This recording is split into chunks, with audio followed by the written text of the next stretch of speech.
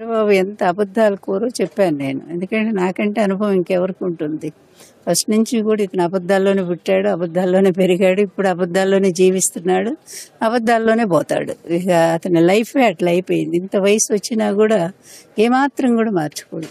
చూసినా కదా అతనంటే ఇక అతని కొడుకును కూడా అదే అబద్ధాల కోరుగా తయారు చేశాడు. ఫర్ ఎగ్జాంపుల్ చెప్పాను నిన్న సింగపూర్ది ఎట్లాగనేది. వాళ్ళు గవర్నమెంట్ ఇతని అవినీతి, ఇతని ఫ్రెండ్ అయినటువంటి ఈశ్వరన్ వాళ్ళు ఆల్రెడీ అవినీతి పరుడని అరెస్ట్ చేసి జైల్లో పెట్టారు. ఇప్పుడు మళ్ళా అప్పుడు కూడా అమరావతి పేరుతో పెద్ద డ్రామా, లక్షల కోట్లకి ఇతను పెట్టాడు. ఆ లక్షల కోట్లకు సంపాదించి ఆ ఫ్రెండ్తో కలిసి ఇద్దరు సింగపూర్లో ఏదో పెద్ద చేసుకోవాలనుకున్నారు. అమాయకులైనటువంటి అమరావతి రైతులను మోసం చేసి 50,000 ఎకరాలు గాజేశారు.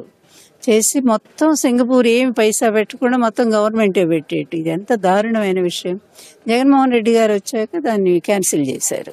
చేశాక ఇప్పుడు మళ్ళీ ఓ పెద్ద డ్రామా మొదలు పెట్టాడు. మళ్ళీ సింగపూర్ గవర్నమెంట్ ఏదో పెద్ద ఒప్పందం చేసుకుంటున్నట్టు. నేను లోకేష్ అబద్ధాలు మనం విన్నాం కదా, ఉదయం నుంచి సాయంత్రం దాకా అంటే మీటింగ్లే మీటింగ్లు అంట, మీటింగ్లే మీటింగ్లు. ఏమైంది మీటింగ్లు? ఆ గవర్నమెంట్ పొమ్మంది. చెప్పాలంటే ఈడ్చిపెట్టుతాను నిన్నని చెప్పాలా, నెట్టేసింది. మీ అవినీతి గవర్నమెంట్తో మేము ఇన్వాల్వ్ కాలేము దాంట్లో అమరావతి రాజధాని విషయంలో అని చెప్పి, దాంతో ఇతని అవినీతి ఏంటో కూడా బట్టబయలైపోయింది. అందువల్ల లోకేష్ కూడా ఎంత పెద్ద అబద్ధాలు గురు. మళ్ళీ మురళీకృష్ణ అని ఓ పేరు తీసుకొచ్చి ఆ మురళీకృష్ణ అనేవాడు లెటర్ రాస్తే ఉంటా. మరి ఇంత పెద్ద సీనియరు, మీ నాన్న ఏదో పెద్ద విజనరీ, నువ్వు గొప్పలు చెప్తా ఉన్నావు కదా, అంత గొప్ప నాయకుడు మాట కాదని ఒక చిన్న లెటర్ పోతే సింగపూర్ గవర్నమెంట్ దాన్ని రిజెక్ట్ చేస్తారా? అంటే అక్కడ ఎంత పెద్ద అవమానమే కదా. మీ నాన్న అసలు వాళ్ళు ఒప్పుకోలేదనేదే కదా. అందువల్ల వాళ్ళ అబద్ధాల ద్వారా వాళ్లే నిజాలు బయట పెట్టుకుంటా ఉన్నారు. అదే ఫస్ట్ నుంచి ఎన్టీఆర్ను కూడా అలాగే మోసం చేశారు, పార్టీలోకి అట్లాగే వచ్చారు. అతను మొదటి నుంచి సీఎం అనేటువంటి పదవి మీదే కన్నేశాడు. దానికోసం ఎన్నో విధాలుగా తర్వాత నన్ను ఉపయోగించి రాజ్యాంగేతర శక్తిగా వ్యవహరించి నా పేరుని వాళ్ళ మీడియా ఫస్ట్ నుంచి ఇతను చేసింది ఏంటంటే ఒక మీడియాను తయారు చేసుకున్నాడు. ఈనాడు కూడా ఎన్టీఆర్ అంటే వ్యతిరేకం. ఎందుకంటే ఆయన అడిగిన కోరికలు ఈయన తీర్చలేదు, ల్యాండ్స్ అడిగితే ఎన్టీఆర్ ఒప్పుకోలేదు. ఆ విధంగా శత్రువు అయ్యాడు.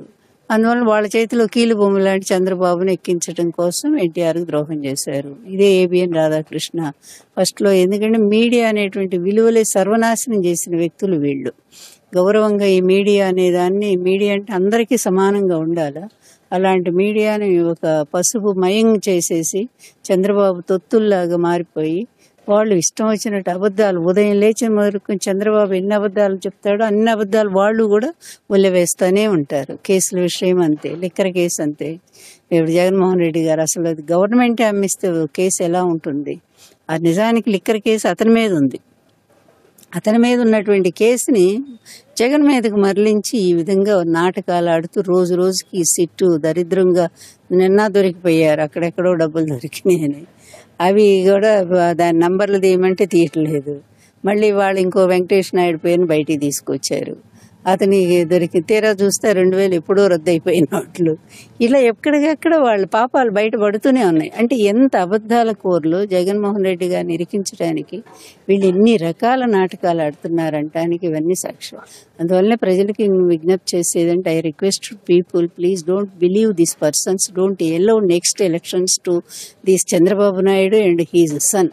Same, ditto, father like he is telling lies. Always he is to telling lies. These lies persons are any purpose to Andhra Pradesh? And only if they are coming, how to Andhra Pradesh position, Andhra Pradesh future, please think about this. And the next elections remove from Andhra Pradesh politics these two persons. I request to people.